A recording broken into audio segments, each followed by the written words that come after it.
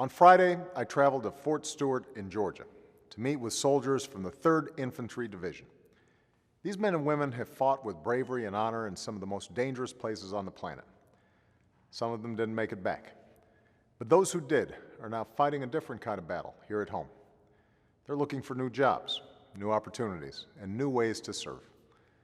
For many, that means going back to school, and America has a long tradition of making sure our veterans and our men and women in uniform can afford to do that.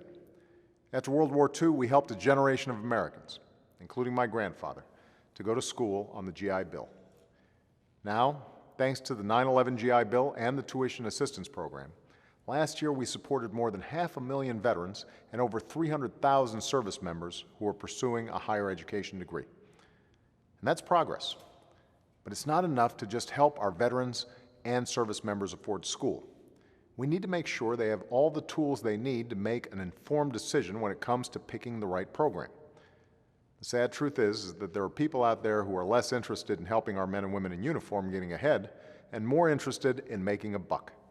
They bombard potential students with emails and pressure them into making a quick decision. Some of them steer recruits towards high-interest loans and mislead them about credit transfers and job placement programs. One of the worst examples was a college recruiter who visited a Marine barracks and enrolled Marines with brain injuries so severe that some of them couldn't recall what courses the recruiter had signed them up for. That's appalling. It's disgraceful. And even though the vast majority of schools do the right thing, we need to guard against the bad actors who don't. That's why on Friday I signed an executive order making life a whole lot more secure for our service members, veterans, and their families, and a whole lot tougher for anyone who tries to prey on them. We're making sure veterans and service members get a simple fact sheet called Know Before You Owe that lays out all the information they need about financial aid and paying for college.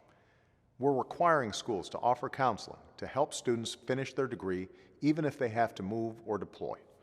And we're stepping up our efforts to fight dishonest recruiters by strengthening the rules about who can come on base and make it easier to file complaints.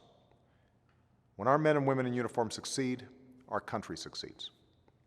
They have our backs. Now it's our turn to have theirs. And as long as I'm president, I'm going to make sure that anyone who serves this country gets every opportunity they deserve. Thanks, and have a great weekend.